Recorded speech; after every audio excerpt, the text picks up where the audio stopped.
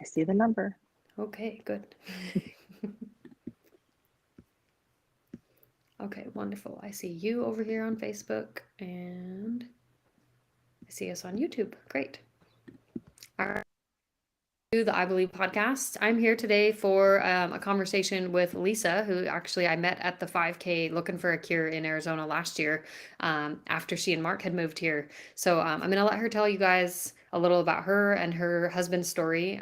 Mark is actually the patient, and so we're interviewing Lisa, the caregiver, today. And of course, she's a caregiver, but first and foremost, I think she would say she's a wife and a mother, and so many other things like that make up her story outside of her and her husband living with this cancer diagnosis. So, Lisa, thank you so much for being here. Do you want to tell us just a little about you, where you're from, where Mark is from, and what this journey has kind of looked like so far? Absolutely. Thank you for having me. Yes, I'm Lisa, and my husband Mark was diagnosed with ocular melanoma in 2011, and he was diagnosed with Mets in 2020. And prior to the Mets, we kind of lived a carefree life, raised four children, three boys and a girl, and just lived our life as normal people. And when Mets hit, it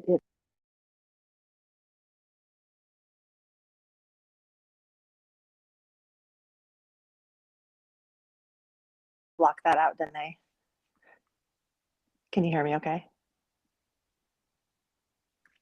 Hold on here. Danae, can you hear me? I can't hear Oh, you. I'm Oh, there, muted. there. That was Okay, my you're muted. I problem. couldn't hear It's you. Sorry. fine. Just when So we thought yeah, we had already worked out the kinks, it's fine. I know we didn't.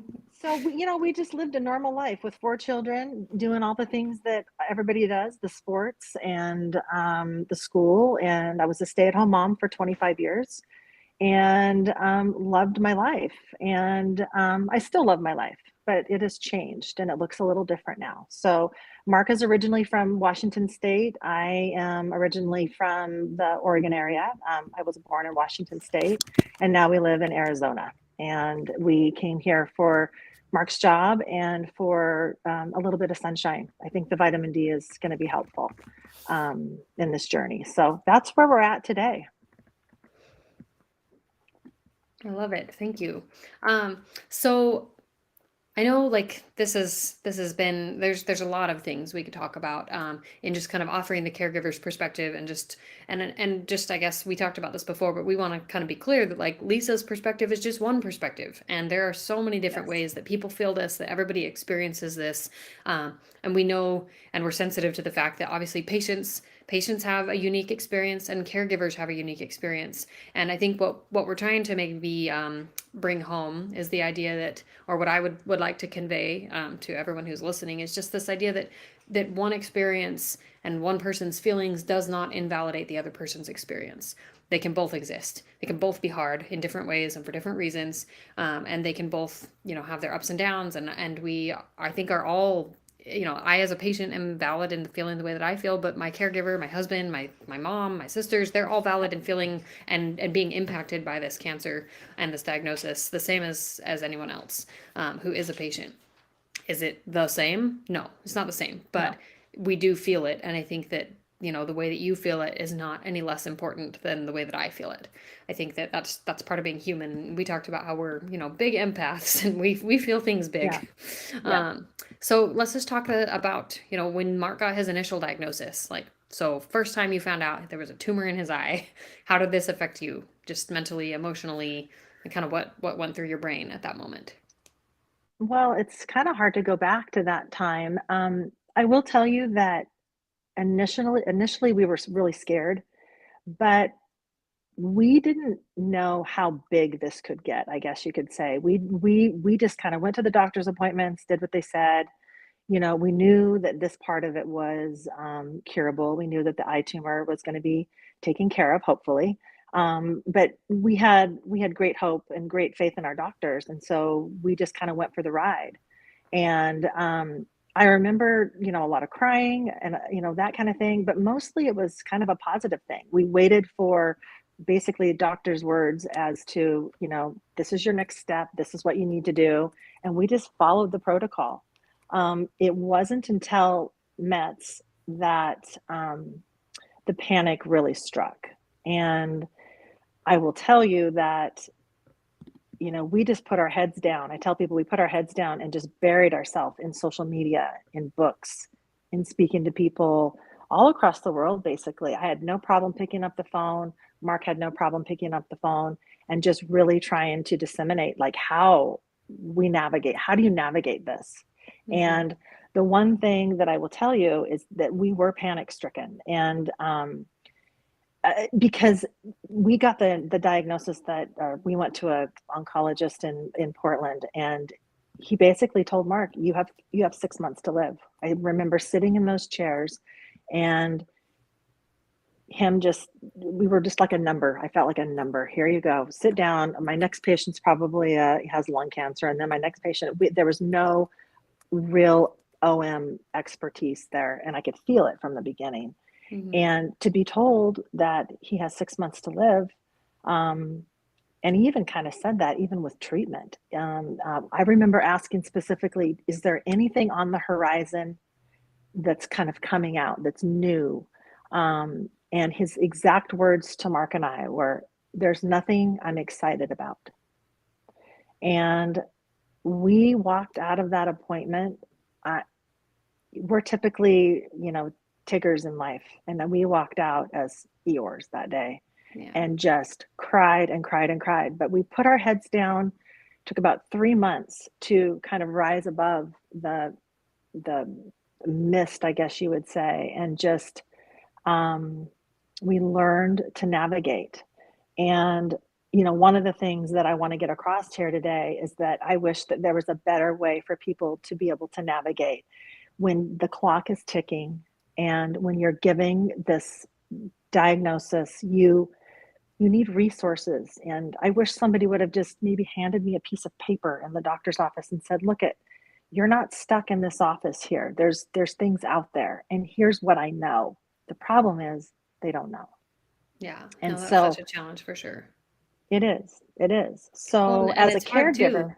Like, I mean, yeah, I was gonna say, as from a caregiving perspective, I mean, it's one thing as a patient to be sitting in those shoes and to feel like, you're basically being told you have an expiration date and that it's Yeah. because of this. And it's like, and for a doctor, I want to make sure that we're being clear that like this is what happened to Lisa and To Mark. me. And Yeah, so this is me. this is not everyone's experience. Some Yeah. oncologists deliver the news far better. And obviously, we do have some really great Yeah. melanoma, like uveal melanoma focused oncologists. There's, Yes. a handful of them throughout the country, and more of them are kind of popping up. And there's definitely some Hmm. progress being made in the oncology world where uveal Yeah. melanoma is a topic of discussion. But 2, 3 years ago, or I guess we could even argue 4 years ago for you guys, it wasn't a topic of discussion at the same level that it is now. And so you guys were told you have a limited amount of time, and this is very much what your guys' reality was. And so Yeah. like yeah, that would be horrifying. Like that's not what I was told. That's not what most people these days are told in a uveal Right. melanoma oncologist's office. But Right. you guys didn't have that experience. You guys No. had an experience with No. someone who had very minimal experience and exposure to and who really just didn't take the time. If they had the capacity to, they didn't take the time to really delve into more, because it's rare and it's small. And he probably only has ever seen one uveal melanoma metastatic Right. patient, or maybe two, in his entire career. Like, Well, and he basically said, we have one thing we can do, and you can do Ipinevo, which is and obviously, right. I mean, you and I know, like, and many patients know sometimes that can work, but it doesn't sometimes, or there's debates on what should be the frontline treatment and if that's a good frontline treatment. And anyway, but I'm sorry that you guys were essentially kind of written off like that. Yeah. So Because it that it took sounds really frustrating. it took a turn for the worse in the beginning. It affected the children. It affected me. It affected my son just keeps chiming in here. It affected the entire family. And again, that doesn't negate how Mark felt. That must have been I mean, I know it was because we talk about it. It had to have been the most gut wrenching feeling. We talked about this the other day, Danae, you have hopes of, we were 2 years out from being empty nesters after raising the four kids. And so you have an idea of the way your life is supposed to look, right?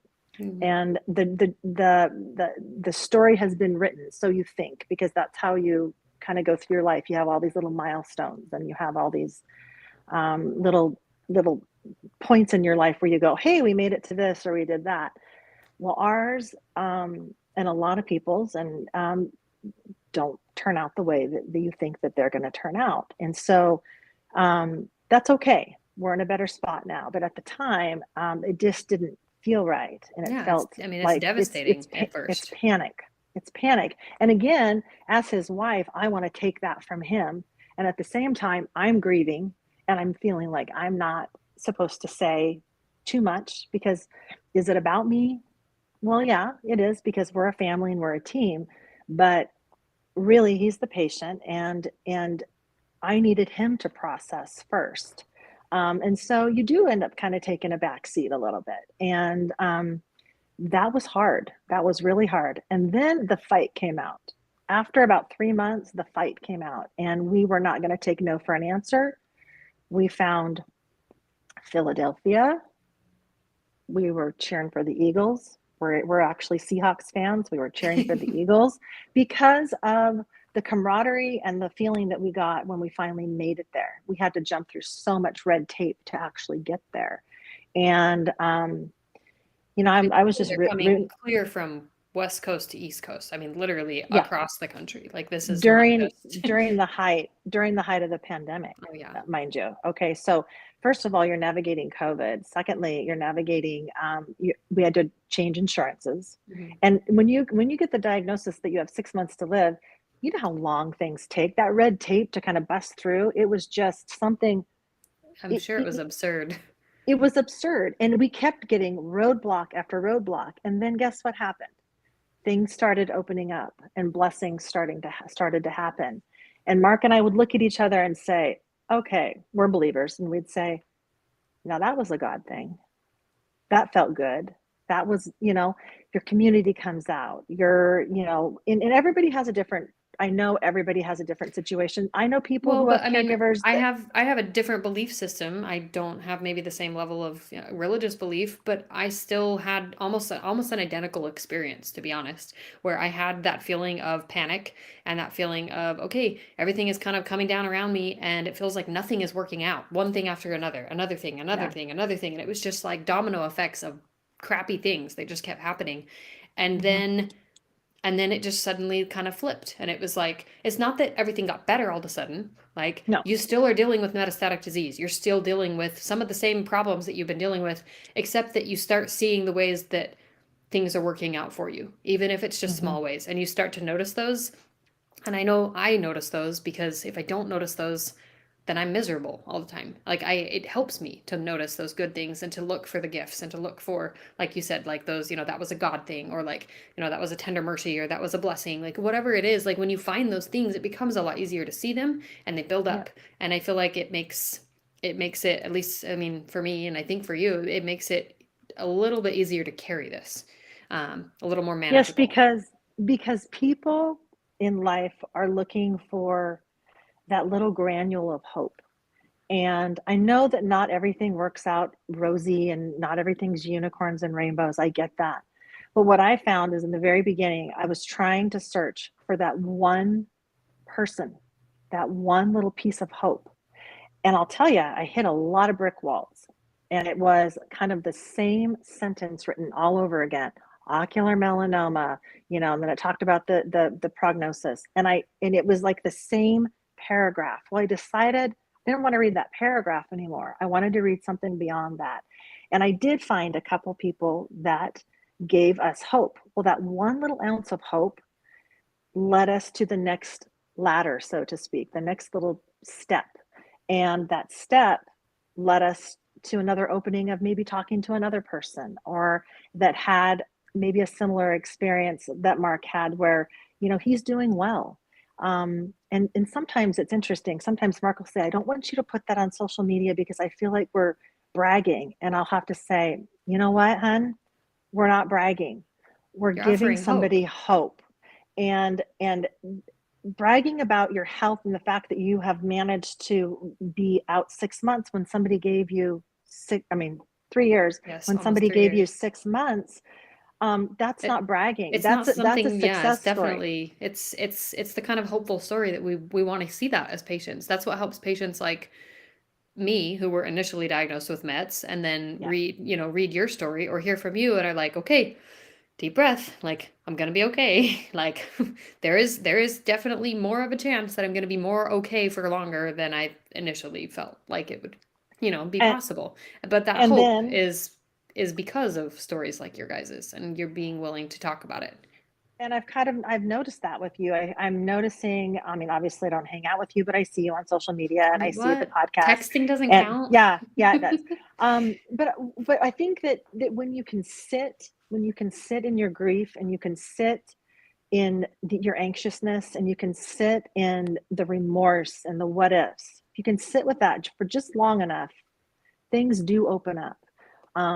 And that's the dogs are going to bark. It's okay. They just have to talk to you. It's fine. Somebody knocked on my door. Come here. Come here. Sorry. It's okay. No worries. I may have to. Nobody even comes to my door. I don't even know anybody. You kidding me? Like, I just moved here. Who knows me? It's okay. Do you want me to go get them? It's fine. I mean, I'll mute. Why don't I mute you and then we'll just pause for a second. If you think Okay. they're good, Okay. then there we go. All right, pause. Take a little short break. I'm just gonna sit here and feel awkward on Facebook. It's fine. All right, Lisa will be right back. And Lisa can come back and she can tell us more about this. But if you guys read in their Facebook story, I guess Facebook story, I guess that's what we would call it. In the summary, just kind of talking about, okay, this is what their journey with ocular melanoma has looked like so far. I'll just kind of summarize that for you guys. For anybody who's coming in a little late to his story. So Mark's initial diagnosis was August 2011, and he had a choroidal melanoma in his left eye, class 1A, and he had brachytherapy, September 2011. And then he had metastatic disease discovered in the liver in June of 2020. So obviously, those of us who are familiar with the biopsy, that's one of those, like, we talked about this too, didn't we? Yeah. Like, that doesn't make any sense. It's like, what? And so you guys had that kind of change of like, oh, we were supposed to be, prognosis wise, we were told we were the best it could get. So how did you guys both navigate that aspect of like, I Well, mean, yeah. did you have to kind of just let it go and just like, okay, well, I guess it was wrong? Well, yeah, class 1A. And at the time, PRAME wasn't a thing. So we don't know if he's PRAME positive or negative. But I told you this the other day. I did not realize, it never crossed my mind from 2011 to 2020 that he could develop Mets. Now, I know that sounds naive, but we would go to our yearly appointments. They would, numb his eye and do the ultrasound and do all that stuff. And they'd say, "You're good, Mark. Nice to see you." Oh my gosh, he'd make them laugh because Mark's a very happy person. And they would say they looked forward to our visits. And that was it. That was it. I mean, for us, he was cured. And I think I told you this the other day. I almost wish that we would have had more conversations with our ocular oncologist and maybe how things were progressing for other people, or maybe what science was saying, because I would have changed some things drastically in our lifestyle had I thought about it more. Now, is it a gift? Maybe it is a little bit of a gift that um, we didn't think about it. We were able to raise our kids. We were able to, Yeah, you maybe guys, I that's mean, a blessing in you had a disguise. I decent don't, amount of time for sure. yeah, I don't know how I feel about that. I have two kind of stories. I wish that I would have known more, but I also think it was a gift. If I would Yeah. have known more, I would have changed some things, and I would have changed maybe how Mark was handling his stress. There was stress in his life. I would have changed some of his and our, I mean, we're a team. So the way that we eat, I would look at supplements differently. I would look at really making sure his immune system was built up, because that's when I talk about when you and I have talked about integrative medicine, it's really about keeping your immune system strong. Yeah. And we are there now. We are there. I have learned a lot about what we can do to help ourselves. So yeah, it was we got blindsided, no pun intended. We just No, so for sure. Well, and it I was tough. forgot the math. I was looking at the math again of the years. Like I forgot that he was diagnosed in 2011, and then it wasn't until what, 9 years later almost, Hmm. that Hmm. metastatic disease. So I guess if we were looking at some of the data, he and we were to hypothesize, he probably was PRAME positive. But obviously, Yeah, PRAME didn't exist at the time, so it yeah, wasn't a test that they could test for. But based no, on kind of the trajectory of what PRAME looks like, a class 1A PRAME positive, it would be somewhere 10 to 15 years is a yeah, potential metastasis. Um, so, I mean, that kind of lines up there with the hypothesis. So, but let's talk a little about like what you kind of mentioned, because I feel like this is an important point. You guys had this kind of, I guess we could almost call it a 3 months of kind of this dark night of the soul almost, where you were just like, okay, absolutely. everything is like horrendous and we don't know how to find hope and we don't know where to look and everything is overwhelming. What do we Hmm. do? We've been given we have a timeline that's ticking. Like what flipped to help you kind of cope differently and to navigate this in a way that essentially kind of gives you a sense of control?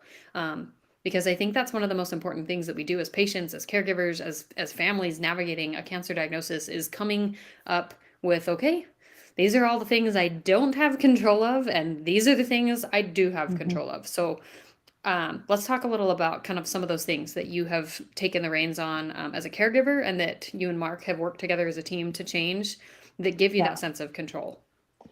Well, you're right. It was those were the darkest days, and I give a 3 month period because that's kind of where we looked at each other and just learned, or just realized that we were going to fight no matter what. Whatever we were told, the answer wasn't going to be no to us at all. Um, and I think that the flip came because, I mean, you can only live in darkness for so long, right? How does that feel? You're in cold, rainy weather and you're told you're gonna die, and you're looking at your kids, and your children are sad and they have questions, and that's no way to live. That's no way to live. You got to spend your days living. And at that time, we were not living. I mean, we were surviving. I don't even know that we ate. I know that sounds really silly. I'm sure we ate. I don't remember family dinners. I don't remember feeling okay about going to one of our kids' basketball games. I don't remember feeling anything but numb. Yeah, Um, it clouded and everything it for was that just time. clouded. And so I think you have to make a choice. You have to make a choice to live, and for the day, for that day. Hmm. And sometimes, I mean, I remember days where it was for the hour, for the hour. I remember calling a couple of my girlfriends and saying, you might want to get a big old spatula at some point because you're going to have to scrape me like a pancake off the ground, because I was just like so depleted and so overwhelmed because I wanted to fix it, you know, as, Yeah. another word for caregiver is a protector, and I think in our situation, Mark has always been my protector. And we kind of flipped. We kind of flipped modes, and it was really my turn. Raising four children, I was already in that mode of being a caretaker and doing, and Mark kind of became my fifth child, not in a bad way at all, but just I wanted to take that on for him. So I was the one that just, I would be up on all hours of the night. I would just research and research again, trying to find that sense of one little granule of hope. And I was finding it.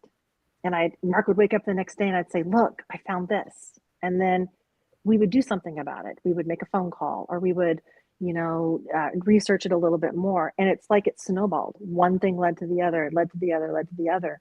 Well, pretty soon, positivity radiated in our lives, and people would say, how are you guys so happy? Like, why are you so happy right now? And I'd be like, well, we're figuring it out. We're figuring it out. There's Yeah, like okay. you definitely feel like there's, well, and I think we've talked about this before at the run before, but like just it's not just that you feel like you're figuring it out, like you're seeing Yeah. something that translates, because like you said, what did you say in the summary of his diagnosis journey, like that he had treatment in December of 2020, For what was it, 10, roughly 10 lesions? Or no, 20 lesions So he for started off, immunoembolization.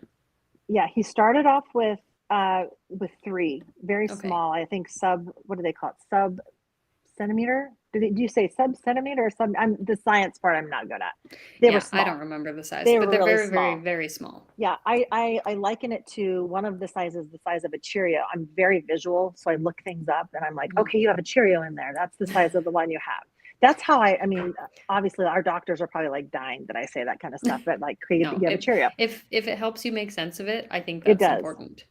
Um, So then he went to about 20 mets, like 20, like it just peppered, just yeah, exploded. just like boom. And then he went in and he had immunoembolization, and he did the one side and then the other side a month later. So we did 4 consecutive months. We did September, October, November, December of 2020. Okay, so by the time 2020 was ending, he had had Four round treatments two of or round two, his yeah. round Two two. full rounds.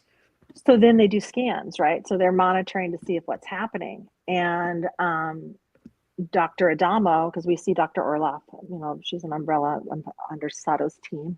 And Dr. Adamo literally looked at Mark and said, I don't want to say this too loud because there's somebody next to you that's not doing as well. And of course, you have empathy. He said, Mark, they're disappearing. And again, there's your hope. That Yeah. that gets you back on the plane, back home. You can interact with your family. You can have family dinners again. You can live. And it's those kinds of things that have kept us going. Yeah, just those I'm little victories, so to speak, of Yes, just and like seeing, okay, something is helping, something is some stable, and just finding the win in it, even if it's not, maybe it's not as big as you had hoped. Would it have been great if 3 months later it was all gone? Sure, but like yeah, we'll take half. yeah, that's what I pray for. I pray for that. But we live in reality. We're realists. We know what this disease is all about.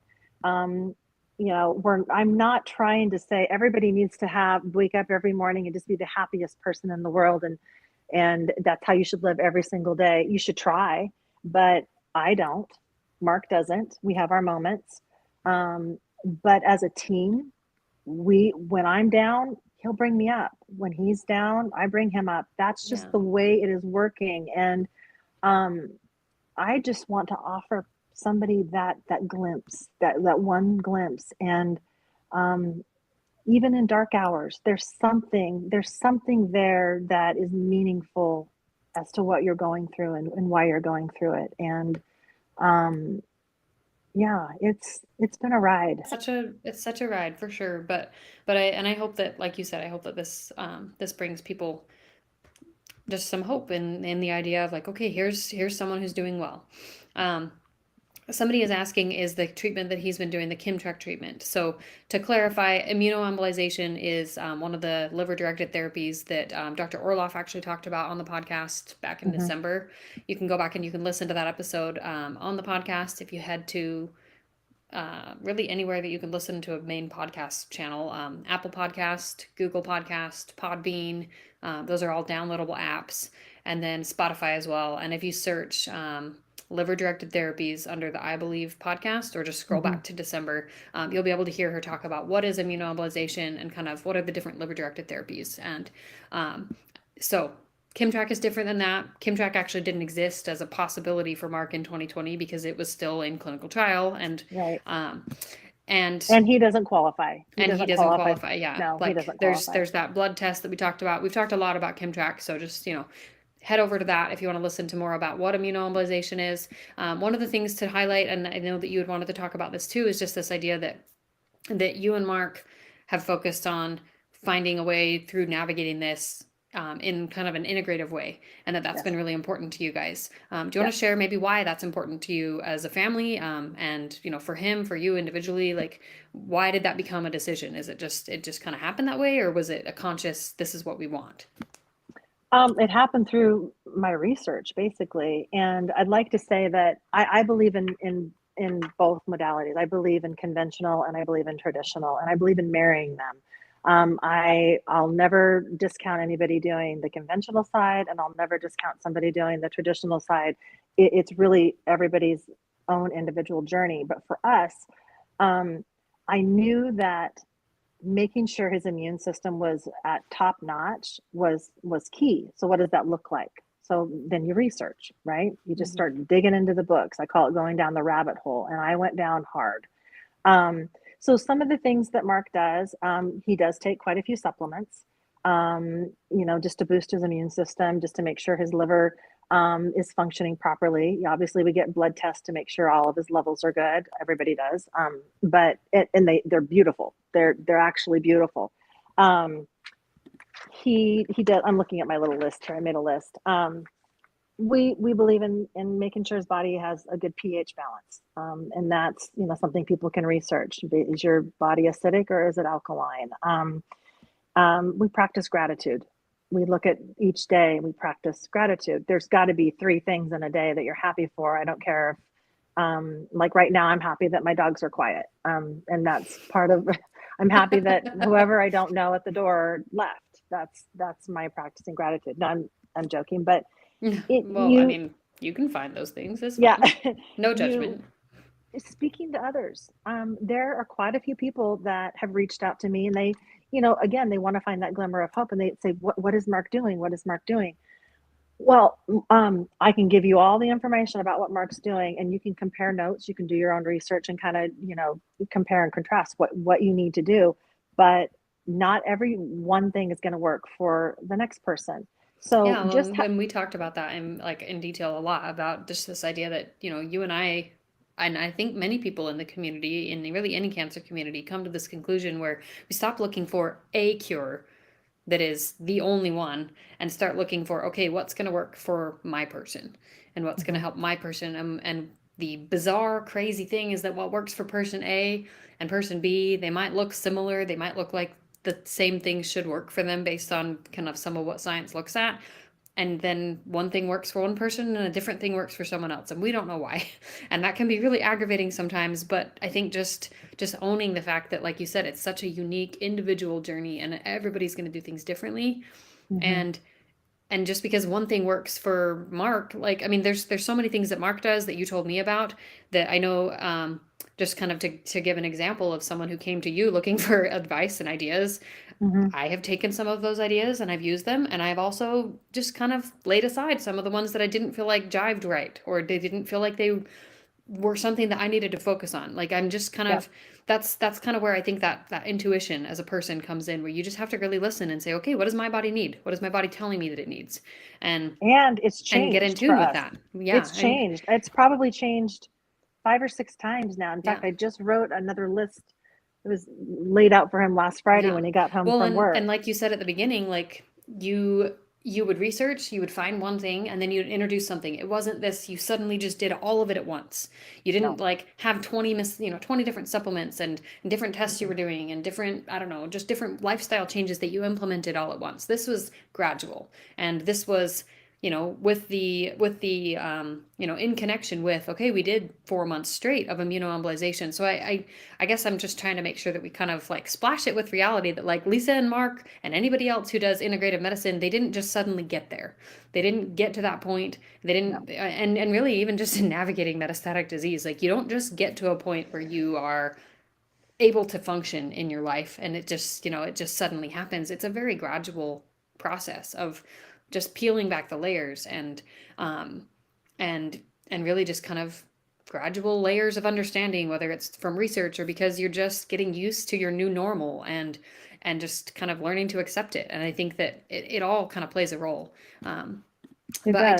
I did have a question for you, if Okay. you're okay to take a quick question. Do you have just a couple off the top of your head, just before we kind of start to close out, a couple of favorite books or documentaries that you've listened to that Yes. have kind of inspired some of the changes that you guys have felt empowered by? Because I feel like Yes. that's an important thing to highlight, is just that these are changes that you've made, you've done, and whether or not they're the 100% key answer is Hmm. irrelevant because you're empowered. You feel in control. You feel powerful in confronting Yep. this as a couple, as a team, as a family, and that makes all the difference in the world. Well, and again, that list had to evolve too based on research. So Mhm. you're talking about books, you're talking about talking to people, that's another list. You're talking about supplements, that's another list. You're talking about oncology, that's another list. And these lists just keep piling up. And yes, I do have I wrote them down because these are my favorite books. I did watch the Heal documentary probably 97 times.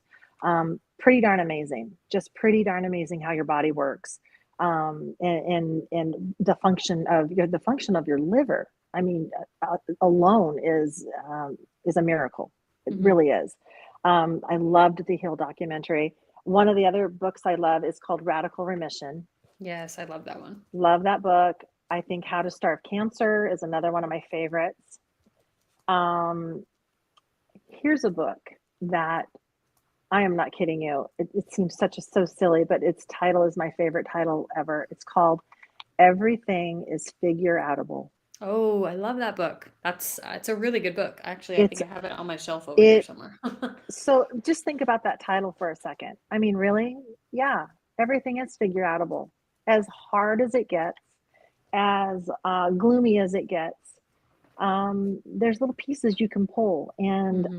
I'm not kidding you. I feel like I should get a tattoo tomorrow and gonna say that. I just No, I love love that. that saying. That's honestly one of my favorite books. It is. So Yeah. if you needed, Yeah, you know, anybody listening needs a second opinion to say that book is a really good book, it it's a is. really good book. Has It nothing to is. do with cancer and has everything to do with just that, exactly what it says. Just It's just developing that navigating. mindset of everything is figure outable. Because if you approach every problem that you confront in life with that mindset that, okay, Yeah. I don't know the answer right now, and I might not ever figure out the answer, but I can at least chip away at this. This is figure outable. And Yes. yeah, I really love that. It And just sounds the like a idea that kid. like, yeah, like it Sounds sounds like a like a little kid kid. word. Yeah, I know. It may actually makes me happy. That title makes me happy. Yes, The I other love thing that. is the earthing book. I learned a lot about Okay. earthing, and just kind of reconnecting your body to the earth, and regenerating your cells. And some people might think that's whack. That's okay. Um, Mark sleeps on an EMF pad, and he has the pillowcase, and in our mind that works. That's working. So what works for us may not work for somebody else, but when he lays his head down at night, that's something that comforts me as his caregiver. I'm sure it Yeah, comforts him. I'm like, okay, he's on his pad, like a little kid, he's just on his little blankie pad. it's um fine. I'm just yeah, visualizing this though, and I'm like, just because I know Mark has curly hair, so I'm like, oh, look mhm. at his curly hair on the pillow. I know. My little fifth baby is on that little Mm, pad. no, but Um, he's such a neat guy though. I'm so glad I got to meet him. yeah, he's a happy man, and that could be another thing. Is just that when you're happy, that just maybe changes. And it doesn't mean forcing yourself to be happy. It means, No, I guess what I see is I see someone, I see you, I see Mark, and the people that I know who are happy people. It's because they're intentional about doing the things that bring them joy. yeah, And you guys connect. You connect as a family. You connect with your kids. You get outside. You take good care of yourselves. I'm sure there's a bazillion other things you guys are passionate about as people that you engage with. And having that kind of, I mean, just like a joy for life. Like that is, I feel like what brings that light to someone's eyes. Like it's that joy for it does. living and that desire to just wake up and tackle the day like with whatever it is that you need to, focus on. Um, Yes. well, I am just noticing the time, but I have one more thing that I want us to close out with. Okay. I want to Okay. focus a little on you. So, how do you handle the day to day stress of this diagnosis as a person? Because this does take a toll on you. And I've seen some of the things that you've been doing recently on Facebook of just kind of like some of the things that you have been doing to really just pull kind of not pull back but just kind of separate, okay, here's me in my caregiving role and here's me Mhm. in taking care of me. So what are some of the things that you as a caregiver have found important in self-care or Well, that help you? thank you for asking that. It's just been recently that I've been trying to work on myself, as opposed to just kind of looking at this whole thing, this cancer journey, and what does Mark need. And I think it's important for people to focus on themselves a little bit more, and I haven't been doing that. I love animals. I've always loved horses. I love every animal. Mark calls me Dr. Doolittle because I had the kids, and now that the kids are gone, I'm starting to ask for, like, I want a Highland cow, and I don't think the HOA where I live would let the Highland Yeah. cow I come live in mean, my backyard. But I found a gal here that is letting me go out to her barn, and I get to ride her horse. I get to brush her horse. I get to just look at the horse. That is therapy for me. That's therapy.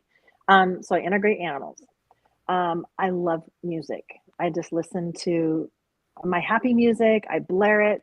That helps me a lot. I journal. I don't do it every single day. I'm not as great as I should be, but I do write things down. I kind of organize my notes, and I write down, like, maybe a quote. Quotes are big for me. Quotes are very, very big for me. Um, but again, I'm not perfect. I have a lot of bad days. I have a lot of days where I just cry because this has created a change in my life, a change in our family's life. If one person is not in our family, it changes the puzzle, right? The puzzle, there's a piece missing. And I know that we're all going to die. I know that we're not guaranteed tomorrow. I get all that. It's just that I thought our life was going to be different. And so I've had to learn to cope and learn to look at it differently. And then again, be grateful for that day. But there are days that I'm not so grateful. yeah. And that's okay. That's part of it. No, That's both part of things what. can definitely exist. You can have that kind of newfound acceptance of, I think that the quote that we had talked about was that, like, sometimes you have to let go of the picture of what you thought life would look like and learn to Mhm. find joy in the story you're living. But that doesn't negate the fact that you still mourn the story you thought you were going to live. Every day, every single day, because I love my husband and I love my family. And I just want to grow old with him. And Yeah. I'm going to do everything I can for him today. And the other part of that is, as his caregiver, there's two pieces.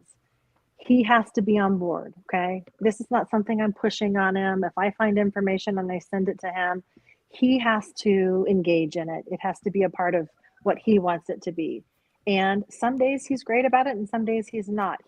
He tells me he appreciates what I do and how much I research and what I send to him. But ultimately, it is his choice. He's the patient. He's the one with the cancer. So it's a work in progress in our family, but I'm here for the long haul, and I will stay for the long haul. And I also want to offer, if anybody else needs me, I'm here. I want to be able to be a part of other people's lives and help them. Whether it's just to talk, that's fine. Whether it's to ask questions about supplements, whether it's to ask questions about the oncology part of things, call me. My phone is open. That would make me happy. No, I Very love happy. that. Yeah. And I'm grateful just that you offered that to me, because I know that you and I connected at a time that I was pretty low. I um, know. I know. and so I mean it's been really, I mean, it's been helpful, like you said, to be able to connect with more people and to just kind of, okay, like, pull yourself, over the edge of the hole of, like, I call it the pit of despair. That's what I, when I when It I get in the is. pit of despair, I'm like, okay, I gotta, like, crawl out and, like, hold on to the edge and be like, all right, who's up here who can help me out? Like, I know. and I so can. thank I'll you help for being you. one of those people. And like you said, we'll link up your Facebook and people can reach out to you if they want to connect with you. And I had some other stuff I wanted to talk about, but I think that I'm gonna have us cover it at maybe a different episode, or we'll bring in a couple caregivers and maybe patients Okay. and do a little bit different of an interview. But Lisa, thank you so much for being here. You're Thank you to welcome. our live audience who listened and just offered some feedback and encouragement. We are grateful for you guys, and we will definitely bring this back as a topic of discussion, just to bring the caregivers in and let's talk. Yeah. I guess if you are a caregiver and you're open to having a conversation about, I guess what I would like to focus on in the future would just be kind of what are some of the hard conversations you have to have, or that you find yourself unable to have, the topics that get hard to talk about with your person, and Yeah. vice versa. As a patient, what's Let's hard to do talk that. about? Like, I think that would Let's be do good to that. kind of offer those Yeah. perspectives. I So if agree. you, I mean, I'm happy to have you come on again, Lisa, but if there's Yeah. anybody else listening who's interested in being a part of that, please reach out to me, and we'll try and do that sometime in the next couple of months. But Okay. I actually have to go pick up my kids from school. Wish me Go get your luck. kids. Thank you for having me, Danae, and I hope you have a lovely afternoon. You too. Thank you so much. Okay.